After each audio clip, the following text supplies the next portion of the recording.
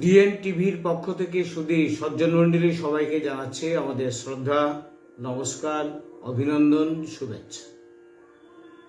আমরা আজকের এই দিনটি 22শে ডিসেম্বর, অত্যন্ত গুরুত্বপূর্ণ দিন। ভারতবর্ষের গণিত তত্ত্ব বিষয়টা বিশ্বের দরবারে নিয়ে গিয়ে ভারতবর্ষকে একটি উচ্চতর পর্যায়ে নিয়ে যাওয়ার লক্ষ্যে যিনি শ্রেষ্ঠ গণিতবিদ হিসেবে চিহ্নিত হয়েছিলেন, শ্রীনিবাস রামানুজ আয়েঙ্গার, আজকে ওনার জন্মদিন। পাশাপাশি আজকে ওনার মৃত্যুর শতবর্ষ। সেদিক থেকে আমরা ওনাকে নিয়ে একটু আলোচনা করার ইচ্ছা প্রকাশ করছি। ওনার আলোচনার বিষয় অনেক অনেক গভীরে, এবং ওনার জীবনীর মধ্য দিয়ে আমরা যে জিনিসগুলো পেয়ে থাকি সেই জিনিসগুলো আমাদের চিন্তা ভাবনার মধ্যে নিয়ে আসা, এবং ভবিষ্যতে যেন এই অল্প বয়সে 32 বছর 4 মাসের মধ্যে একজন বিশ্বের শ্রেষ্ঠ গণিতবিদ হিসেবে যিনি চিহ্নিত হয়েছিলেন, ওনার মৃত্যু হয়ে গেল, এবং তার পেছনে যে কারণগুলো ছিল সেগুলো আমাদের বিশ্লেষণ করা দরকার। এই 32 বছর 4 মাসের মধ্যে যদি ওনার মৃত্যু না হতো, উনি যদি 80 বছর তাকে আমরা বাঁচিয়ে রাখতে পারতাম, তাহলে হয়তো বিশ্বের দরবারে শুধু নয়, আজকের দিনে শিক্ষা ব্যবস্থার মধ্যে গণিত তত্ত্বের যে বিষয়টা রয়েছে সেই বিষয়টা মানুষের কাছে খুব সহজে পৌঁছে যেতে পারত। আজকেও আমরা দেখি কি শিশুদের মনের মধ্যে একটা ভীতি, অঙ্ক ভীতি। বেশিরভাগ ছাত্ররাই ছোট অবস্থায় অঙ্ককে ভয় পায়, অঙ্ক নিয়ে পড়াশোনা করতে চান না। এই যে অবস্থাটা, সেই অবস্থা থেকে আমরা হয়তো অন্ততপক্ষে অনেকটা লাভবান হয়ে যেতে পারতাম। শিশুদের কাছে অঙ্কটা হয়ে যেত একটা খেলার, একটা ম্যাজিকের জিনিস। চেষ্টা চলছে। আমরা সপ্তপ্রদীপ কলাক্ষেত্রের উদ্যোগে এই শ্রীনিবাস রামানুজনের যে চিন্তা ভাবনা, তার মধ্যে জয় অফ লার্নিং এই ব্যবস্থার মধ্যে অঙ্ক কিভাবে সহজে শেখা যায়, অঙ্ক নিয়ে কিভাবে খেলাধুলা করা যায়, বিশাল বিশাল অঙ্ক কিভাবে খুব সহজে তার সমাধান করা যায়, এই বিষয়গুলো নিয়ে আমরা বিভিন্ন পরিকল্পনা করছি, বিভিন্ন ট্রেনিং আমরা করছি, বিভিন্ন শিশুদেরকে তা নিয়ে শিক্ষা ব্যবস্থা আমরা করছি, যেটা রবীন্দ্রনাথ চেয়েছিলেন, যেটা মন্টেসরি শিক্ষাবিদ উনি যেটা চেয়েছিলেন, সেই বিষয়টা নিয়ে আমরা আরো গভীরভাবে সেটাকে নিয়ে চিন্তা ভাবনা করছি। তো আমাদের সেই চোখটা খুলে দিয়েছিল শ্রীনিবাস রামানুজন। উনি অনেক কষ্টে ম্যাট্রিক পাস করেছেন। তারপরেও ওনার পড়াশোনার অনেক চিন্তা ভাবনা ছিল, জোর করে তাকে পড়াশোনার ব্যবস্থার মধ্যে নিয়ে যাওয়া হয়েছিল, অনেককে বৃত্তি দিয়ে তাকে পড়াশোনার ব্যবস্থা করে নেওয়া হলো।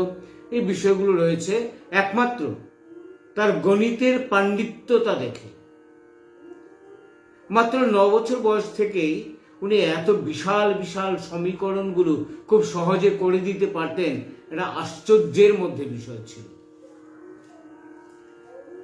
ওনার বাবা একটা ছোট্ট কাপড়ের দোকানের কর্মচারী ছিলেন, করণিকের কাজ করতেন। ফলে পরিবারটা ছিল অত্যন্ত গরিব। তার মধ্যে এই পরিবারের মধ্যে বিভিন্ন ধরনের কুসংস্কারে নিমজ্জিত ছিল পরিবারটা। উনি পুরোহিতের কাজও করতেন, পয়সা খুব কম। সেক্ষেত্রে রামানুজনের এত বেশি চিন্তা ভাবনা থাকা সত্ত্বেও তাকে পড়াশোনার ক্ষেত্রে যে টাকা ব্যয় করা হবে এটা সম্ভব ছিল না। ফলে অনেক কষ্টে রামানুজন উনি শিক্ষা লাভের ব্যবস্থা করে যাচ্ছিলেন। উনি নিজে অন্যদেরকে পড়াশোনা করিয়ে যা পেতেন তা দিয়ে তার পড়াশোনা চলত। গণিতেরই পাণ্ডিত্য ক্রমশ ছড়িয়ে পড়েছিল চারিদিকে, এবং সেই পাণ্ডিত্যটা দেখে তাকে বৃত্তি দেওয়ার ব্যবস্থাও করা হয়েছিল। অনেক ব্যক্তি, অনেক বিজ্ঞানী, আন্তর্জাতিক স্তরের বিজ্ঞানীরা তাকে সহযোগিতা করেছেন। তার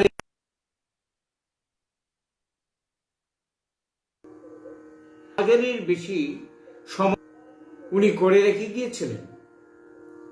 তো একটা ছোট্ট গল্প আমাকে বলতে হচ্ছে। ওনাকে মাদ্রাজ ইউনিভার্সিটিতে ভর্তি করে দেওয়া হল, কলেজে। গণিত শিক্ষক বোর্ডে ক্লাস করাচ্ছেন। রামানুজম পেছনে বসে বসে উনি ওনার চিন্তা ভাবনা করছেন, গণিত নিয়ে চিন্তা ভাবনা করছেন, অনেক সমাধান উনি করছেন। এই অবস্থা চলছে। তো শিক্ষক মশাই জিজ্ঞেস করলেন, তাকেই জিজ্ঞেস করলেন, কারণ তাকে জিজ্ঞেস করতেন এই কারণে গণিতের পাণ্ডিত্যতা তার মধ্যে ছিল। তো উনি কয়েক ধাপ অঙ্ক কষে কষে নিয়ে আসছেন নিচে। তারপরে বলছেন রামানুজনকে, বলো দেখি কি হবে তার নিচে। রামানুজন উঠে দাঁড়িয়ে বলছে, স্যার এতগুলো ধাপ তো করার কোনো প্রয়োজন নেই। তার মানে এবার সে বোর্ডে গিয়ে অঙ্কের অনেকগুলো ধাপ বাদ দিয়ে অঙ্কের সমাধানটা করিয়ে দেখিয়ে দিল। এ গণিত শিক্ষক আশ্চর্য হয়ে গিয়েছিলেন। আমরা বলবো একজন পৃথিবী বিখ্যাত গণিতবিদ ইটে বেল ওনার একটি বইয়ে বললেন যে পৃথিবীর বিখ্যাত গণিতবিদ, ম্যান অব দ্য ম্যাথামেটিক্স, উনি হচ্ছেন বিংশ শতাব্দীর শ্রেষ্ঠ গণিতবিদ শ্রীনিবাস রামানুজন। কেন কথা বলছেন? এত সহজে তিনি অঙ্কগুলোকে, সমাধানগুলিকে করে ফেলতেন, এটা ভাবা যায় না। উনি ঘুমিয়ে আছেন, হঠাৎ করে দেখা গেল ঘুম থেকে উঠে গেলেন। উঠে উনি খাতার মধ্যে কি আঁচড় কাটছেন, দেখা গেল একটি অঙ্কের সমাধান, একটি অঙ্কের সূত্র উনি আবিষ্কার করে ফেললেন। এ ধরনের ওনার নোটবইয়ের মধ্যে অনেক অনেক সমাধান সূত্র এভাবে উনি করেছেন। ঘুমিয়ে আছেন, স্বপ্ন দেখেছেন। উনি বলছেন, না, ওটা স্বপ্ন থেকে দেবী আমাকে শিখিয়ে দিয়েছে। এই দেবীর কাছ থেকে আমরা স্বপ্ন মাধ্যমে এই সমাধানটা পেয়েছি, সূত্রটা পেয়েছি। এ ধরনের চিন্তা ভাবনা তার ছিল। তো উনি এবার ওনাকে ক্যামব্রিজ বিশ্ববিদ্যালয়ে নিয়ে যাওয়ার পরিকল্পনা হলো, লন্ডনে নিয়ে যাওয়ার পরিকল্পনা হলো। এত বিখ্যাত একজন গণিতবিদ, তাকে বিদেশে নিয়ে গিয়ে যদি পড়াশোনা করানো যায়। FS পরীক্ষাতে উনি 3 বার দিলেন পরীক্ষা, কিন্তু 3 বারই অকৃতকার্য হলেন, পাশ করলেন না। আর গণিতের শিক্ষক তাকে বলছেন যে ওনার পরীক্ষায় 100-র মধ্যে যদি তাকে 100 দেওয়া হয় তাহলে কম দেওয়া হবে। তার মানে অঙ্কেতে বরাবরই সে 100-র মধ্যে 100 পেত। প্রথম দিকে সে প্রথম স্থান অধিকার করত ক্লাসে। ক্রমশ যখন সে উঁচু ক্লাসে উঠছিল তখন সে পরীক্ষায় কৃতকার্য হওয়ার চেয়ে অকৃতকার্য হতো বেশি। কারণটা হচ্ছে কি, যে গণিতেতে সে শ্রেষ্ঠ নাম্বার পেত ঠিকই, কিন্তু অন্যান্য বিষয়ে, বিশেষ করে ইংরেজিতে ফেল করত। এটা থেকে আমরা কি শিক্ষা লাভ করতে পারি?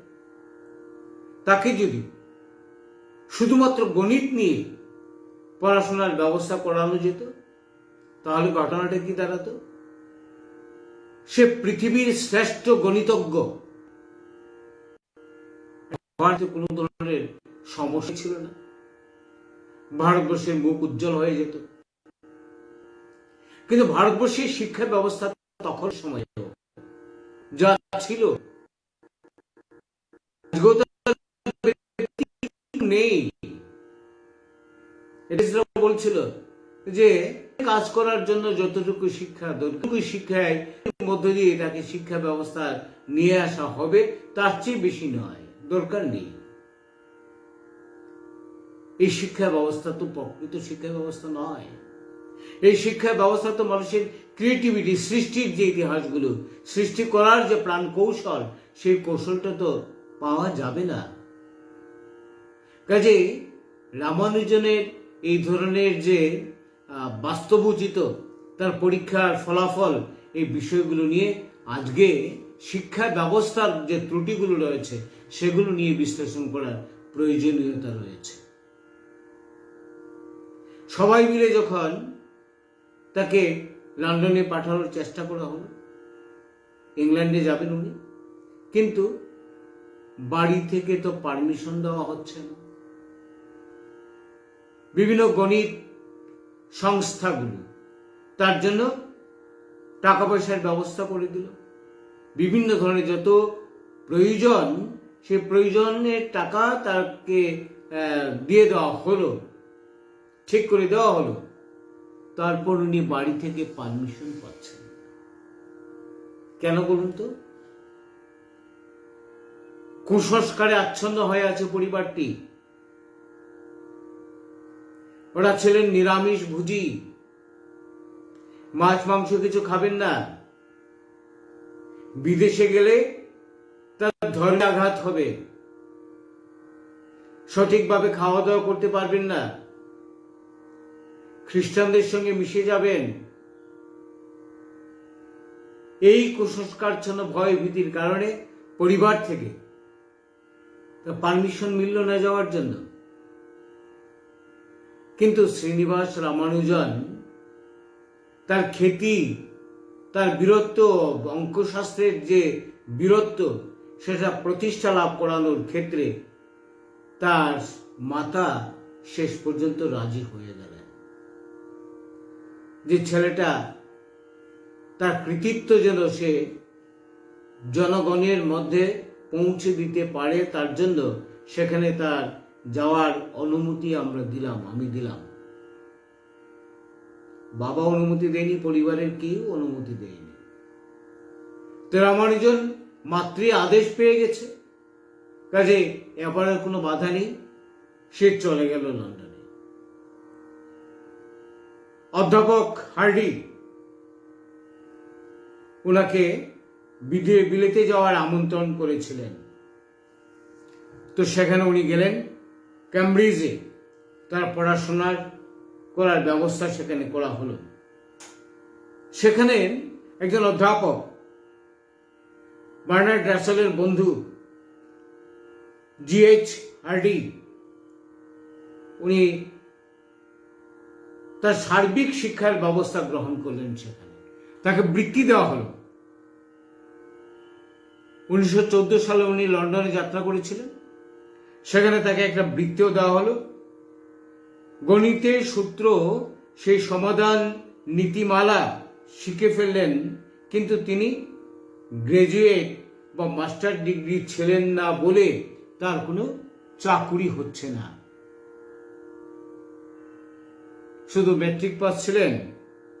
তো 1918 সালের মাঝামাঝি সেখানে উনি 250 পাউন্ডের ব্যবস্থা তার জন্য করে দেওয়া হলো। সেখানে উনি কাজ করছেন। সেখানে রয়্যাল সোসাইটি তাকে ফেলো করে দেওয়া হলো। সেখানেই তিনি অসুস্থ হয়ে গেলেন, যক্ষা রোগে আক্রান্ত হলেন। তার বন্ধু, ভারতীয় বংশোদ্ভূত একজন বন্ধু তার ছিলেন সেখানে। উনি তাকে বলছেন যে, রামানুজন, তোমার এভাবে খাওয়া দাওয়া করলে চলবে না। তোমার যে রোগ হয়েছে তার জন্য আরো অনেক বেশি খাদ্য দরকার। তুমি নিরামিষ খেয়ে এই রোগ থেকে রক্ষা পাবে না। তার জন্য তোমাকে আমিষ খেতে হবে। প্রাণীজ প্রোটিন তোমার প্রয়োজন শরীরে। কিন্তু এই যে অন্ধ কুসংস্কার, ছোটবেলা থেকে তাকে আক্রমণ করে রেখে দেওয়া হয়েছিল, সেই জায়গাতে সে কোনো অবস্থাতে আর আমিষ খেতে পারল না। তার যে গণিতের যে চিন্তা ভাবনা, তাকে একটা করণিকের চাকরি দেওয়া হয়েছিল। সে তখন একটা স্লেট কিনে নিয়ে আসে, সেই স্লেটের মধ্যে সে অঙ্ক কষত, আর এই স্লেট অঙ্ক কষত, সমাধান করত, এটা মুছে ফেলতো। তাতে কি হলো, তার হাতের চামড়া নষ্ট হয়ে গেল, এত ঘর্ষণ। কাজে এবার আর ঘর্ষণ দিতে পারছে না, কিন্তু অঙ্ক তো করা চাই, সূত্র তো করতে চাই। বললাম না, সেই বয়সের মধ্যে সে 60,000-এর উপর গণিত সূত্র সে আবিষ্কার করে ফেলেছিল। এবার যে অফিসে তাকে করণিকের চাকরি দেওয়া হয়েছিল, সেই অফিসের যে কাগজগুলো নষ্ট হয়ে গেছে, ড্যাস্ট হয়ে গেছে, সেগুলো আর অফিসের কাজে ব্যবহৃত হবে না, সেই কাগজগুলো নিয়ে এসে তার মধ্যে সে সেখানে অঙ্ক করত। আর তার বাড়ির পরিবার কি ছিল, সেই জন্য অঙ্কের ভূত তাকে নাগাল পেয়েছে। কাজে সে অঙ্ক থেকে তাকে বাঁচিয়ে রাখার জন্য, যে অঙ্ক দুষ্ট মানসিকতা যেটা রয়েছে শরীরে, সেটা যেন চলে যেতে পারে, তার জন্য তাকে একটা বিয়ে করে দেওয়া হলো। জানকী নামক একজন 9 বছরের মেয়েকে বিয়ে দিয়ে দেওয়া হলো। বিয়ে দেওয়ার ফলে পরিবারের অর্থনৈতিক দুরবস্থার মধ্যে তাকে আরো কিছু রোজগার করার চিন্তা ভাবনা করতে হলো। সে তখন কিছু টিউশনি করতে আরম্ভ করলো। আমরা দেখেছিলাম বিখ্যাত বিখ্যাত বিজ্ঞানী, বিশেষ করে যেমন আমাদের সত্যেন্দ্রনাথ বসু, বিখ্যাত বিজ্ঞানী, কিন্তু উনি এমএসসি পাস করার পরও তার চাকরি হচ্ছিল না, অর্থনৈতিক দুর্বলতা, টিউশনি করছেন। এমনকি আইনস্টাইন পয়সার অভাবে ভালোভাবে উনি জীবনযাপন করতে পারছেন না, গবেষণা কাজ চালিয়ে যেতে পারছেন না। 2জন ছাত্র উনি পড়াতে আরম্ভ করলেন, যে ফিজিক্সের ছাত্র। উনি একটা ঘোষণা দিয়েছিলেন যে ফিজিক্স যারা পড়তে চাও আসো আমার কাছে, আমি পড়াশোনা করাবো। মাত্র 2জন ছাত্র তার কাছে মিলল, কারণ উনি তো একজন বিজ্ঞানী, কখন কি মাথার মধ্যে ঢুকে সে নিয়ে ব্যস্ত থাকেন, পড়াবেন কি। 2জনের বেশি ছাত্র উনি পেলেন না। এ ধরনের ট্র্যাজেডি অনেক বিজ্ঞানীদের জীবনে রয়েছে, আমরা দেখেছি। তো সেই রামানুজন যখন চলছিল না, টিউশনি করলেন, টিউশনি সঠিকভাবে হচ্ছে না, ক্রমশ প্রথম দিকে প্রচুর ছাত্র তার আসলো, কিন্তু শেষ দিকে ছাত্ররা চলে যেতে আরম্ভ করলো, কারণ সে গবেষণা নিয়ে ব্যস্ত থাকে, সূত্র নিয়ে ব্যস্ত থাকে, সঠিক সময় নিয়ে ছাত্রদেরকে পড়াবে এ ধরনের কোনো সুযোগ ওরা করতে পারছিল না। ক্রমশ ছাত্ররা চলে যেতে আরম্ভ করলো, এবং এক সময় দেখা গেল একেবারেই ছাত্র নেই। এই অবস্থার মধ্যে জীবনযাপন করছেন।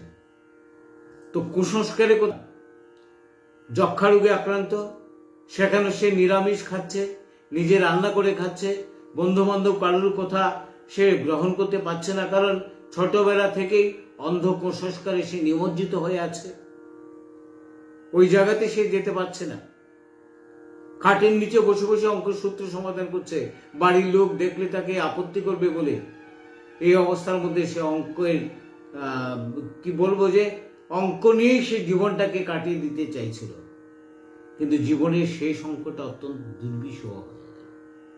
এটাও আমরা দেখেছি বিভিন্ন মহিষীদের ক্ষেত্রে ঘটনাটা ঘটে থাকে, যে মাত্র 32 বছর 4 মাসে এ ধরনের একজন গণিতজ্ঞ, যে পৃথিবীর শ্রেষ্ঠ গণিতজ্ঞ যাকে বলছেন, ম্যান অফ দ্য ম্যাথামেটিক্স, এবং 20 শতাব্দীর শ্রেষ্ঠ গণিতজ্ঞ যাকে আখ্যায়িত করেছিল, সেই গণিতজ্ঞ রামানুজন একটি কুসংস্কারাচ্ছন্ন হয়ে জীবনযাপন করছেন, যার ফলে যক্ষা রোগ তাকে আক্রমণ করলো। এবং সেই যক্ষা রোগের আক্রমণের হাত থেকে প্রথমে লন্ডনের একটি নার্সিংহোমে তাকে ভর্তি করে দেওয়া হলো, কিন্তু সেখানে উনি থাকতে পারছিলেন না, কারণ তার খাওয়া দাওয়ার ব্যবস্থা সেখানে ওইভাবে হচ্ছে না। নিরামিষ, কে তাকে রান্না করে দিবে, কে তাকে খাওয়াবে, হচ্ছিল না। তাই তাকে বাঁচাতে হবে, এই চিন্তা ভাবনা করে সেই জায়গার সব বিজ্ঞানীরা মিলে তাকে আবার পাঠিয়ে দেওয়া হলো ভারতবর্ষে। সেখানে আসার পর তার অসুস্থতা কমছিল না, ক্রমশ বেড়ে যাচ্ছিল। এই অবস্থার মধ্যে দাঁড়িয়ে 1920 সাল তার মৃত্যু ঘটল। সেদিন দেখা গেল কি, সে যেহেতু ইংল্যান্ডে ছিল, সে যেহেতু খ্রিস্টানদের সঙ্গে যোগসূত্রতা ছিল, সেই হিসাবে তার শেষ যাত্রায় তার পরিবারবর্গের কোনো লোক শেষ যাত্রাতে সামিল হলেন না। এত বেশি কুসংস্কারচ্ছন্নতা।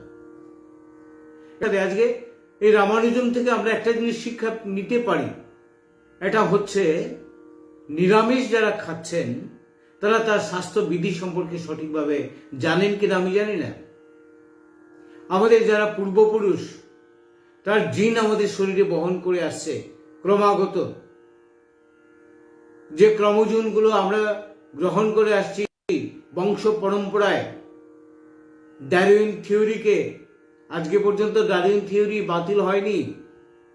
সেই জায়গাতে আমার পূর্বপুরুষ কাঁচা মাংস খেতেন, পুড়িয়ে মাংস খেতেন, তারপর ক্রমশ সভ্যতার যুগে এসে আমরা রান্না করে মাংস খাচ্ছি, মাছ খাচ্ছি, প্রাণীজ প্রোটিন, খাদ্য খাদক সম্পর্ক, ইকোলজিক্যাল ব্যালেন্স তার মধ্যে রয়েছে। এই বিষয়গুলো আমরা যদি চিন্তা ভাবনা না করি, এক পেশে চিন্তা ভাবনা আমরা করে থাকি, তাহলে রামানুজনের মতো বিখ্যাত বিখ্যাত প্রতিভাবান ব্যক্তিদেরকে আমাদের ছেড়ে দিতে হবে। আমরা প্রাণীজ প্রোটিন খাই না, আবার দই খাই, তার মধ্যে যে জীবন্ত পোকাগুলো আমরা খাচ্ছি, আবার আমি বলছি আমি নিরামিষ খাই। এই রামানুজনের এর মৃত্যু এবং তার কারণ, এই যক্ষা রোগের কারণ, এবং তার পরবর্তী সময়ে যে কুসংস্কারে আচ্ছন্ন হয়ে তার শেষ সমাধি পর্যন্ত আমরা গিয়ে পৌঁছতে পারলাম না, সবচেয়ে বড় দুঃখজনক ঘটনা। আমরা সেই জায়গায় দাঁড়িয়ে একটি কথা বলবো যে রামানুজনের 125তম জন্মবর্ষ যেটা ছিল, সেই বর্ষে ভারতবর্ষের তদানীন্তন প্রধানমন্ত্রী ডক্টর মনমোহন সিং, উনি মাদ্রাজ ইউনিভার্সিটিতে তাকে আমন্ত্রণ জানানো হয়েছিল।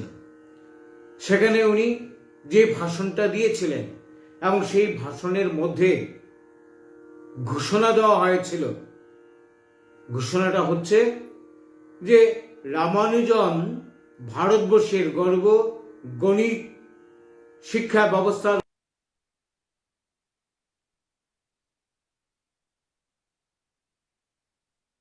এই গর্বকে স্মরণে মনে আসার প্রয়োজনীয়তা রয়েছে। তার চেতনায় গণিত ব্যবস্থা প্রতিটি মানুষের কাছে সহজবোধ্য হয়। সেই ক্ষেত্রে একজনকে স্মরণ করে রাখার জন্য জাতীয় গণিত দিবস হিসাবে রামানুজনের জন্মদিন ঘোষণা করেছিলেন 2012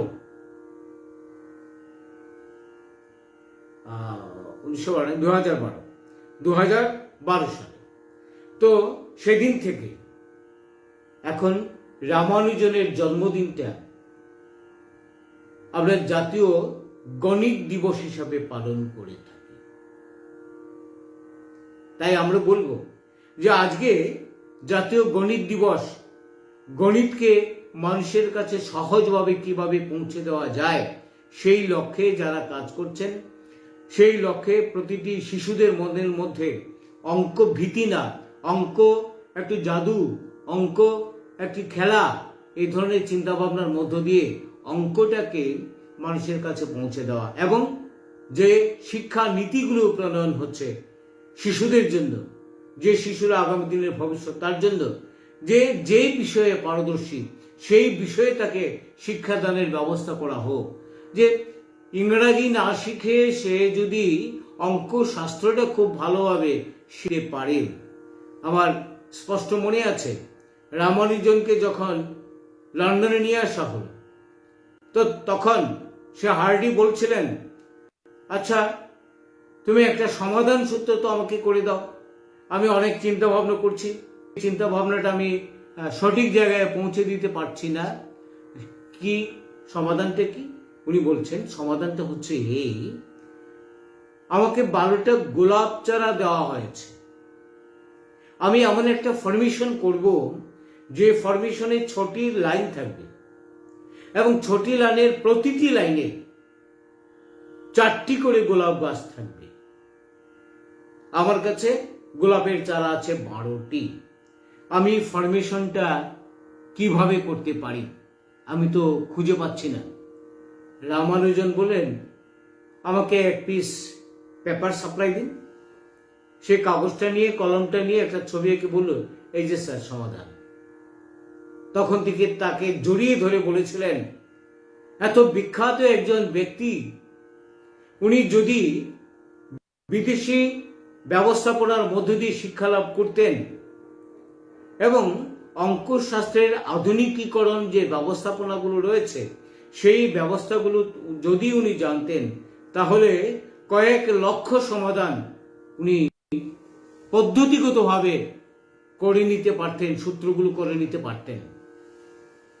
একটা দুঃখজনক ঘটনা যে ভারতবর্ষের একটি পরিবেশের মধ্যে শিক্ষা ব্যবস্থা, যে শিক্ষা ব্যবস্থা তাকে সত্য করে শিক্ষা দিতে পারেনি, এ ধরনের একটা ব্যবস্থার মধ্যে রয়েছে। দ্বিতীয়ত, তার দারিদ্রতা এমন একটা জায়গায় গিয়ে পৌঁছে গেছে যে প্রতিভাবান ব্যক্তি সেখানে তার প্রতিভা বিকশিত করার ক্ষেত্রে অন্তরায় হয়ে দাঁড়িয়েছে দারিদ্রতা। তো আজকের দিনে এই দারিদ্রতার মধ্য থেকে যেন কোনো প্রতিভাবান ব্যক্তি তার প্রতিভা বিকশিত করতে না পারে, এই ধরনের ব্যবস্থা, তার বিরুদ্ধে লড়াই করা, তার বিরুদ্ধে পদ্ধতি তৈরি করার প্রয়োজনীয়তা রয়েছে শিক্ষা নীতির মধ্যে। রামানুজন এই শিক্ষাটা দিচ্ছেন। দ্বিতীয়ত, যে করণিকে চাকুরি করার জন্য যে শিক্ষা ব্যবস্থা সেটা নয়। শিক্ষা ব্যবস্থা এমন হবে যার যেদিকে প্রতিভা রয়েছে, বিদেশে বিভিন্ন ধরনের এই ধরনের পদ্ধতিগতভাবে শিক্ষা দেওয়া ব্যবস্থা রয়েছে, যার যে ধরনের মানসিকতা রয়েছে সেই দিকে তাকে নিয়ে যাওয়ার ক্ষেত্রে উদ্যোগ যদি গ্রহণ করা হয়, তাহলে সত্যকারের একজন রামানুজন তৈরি হবেন, একজন বিশ্বের শ্রেষ্ঠ গণিতবিদ হিসেবে সে চিহ্নিত হয়েছে। আরো বেশি উৎকৃষ্টতম গণিতবিদ সে হতে পারত। সেই ব্যবস্থা আজকের দিনে আমাদের করার প্রয়োজনীয়তা রয়েছে আমাদের আগামী প্রজন্মের স্বার্থে। কাজেই রামানুজন আমাদেরকে তার জীবন ব্যবস্থার মধ্য দিয়ে, তার অঙ্কের সূত্রের মধ্য দিয়ে, তার চিন্তা ব্যবস্থার মধ্য দিয়ে যে প্রেরণা আমাদেরকে জন্ম দিয়ে গেছে, সেই প্রেরণাটাকে সুরক্ষা করে আমরা যেন আগামী দিনের শিক্ষা নীতি, শিক্ষা ব্যবস্থাপনা, আইপিসিএল মেথোডোলজি অ্যাপ্রোচিং সিস্টেম যেটা রয়েছে, সেই সিস্টেমগুলোকে সামনে নিয়ে শিশু শিক্ষার ব্যবস্থা করতে পারি। সেই যদি আমরা করতে পারি, তাহলে রামানুজনের জীবন চরিত্র নিয়ে আলোচনার সার্থকতা হবে। নতুবা রামানুজন ওই জাতীয় বিজ্ঞান দিবস, জাতীয় গণিত দিবস, এই জাতীয় পরিবেশ দিবস, এইসব দিবস পালনের মধ্যে যে আলোচনাগুলো আছে সে আলোচনার মধ্যেই থাকবে। আমরা সেটা চাই না। জাতীয় শিক্ষানীতি যেন প্রতিটি মানুষের সত্যকারের শিক্ষা প্রদান করতে পারে, সেই ব্যবস্থার মধ্যে নিয়ে আসা প্রয়োজনীয়তা রয়েছে। এটুকু বলে সবাইকে ডিএনটিভির পক্ষ থেকে আমাদের শ্রদ্ধা, নমস্কার, অভিনন্দন জ্ঞাপন করছি। সবাইকে ধন্যবাদ।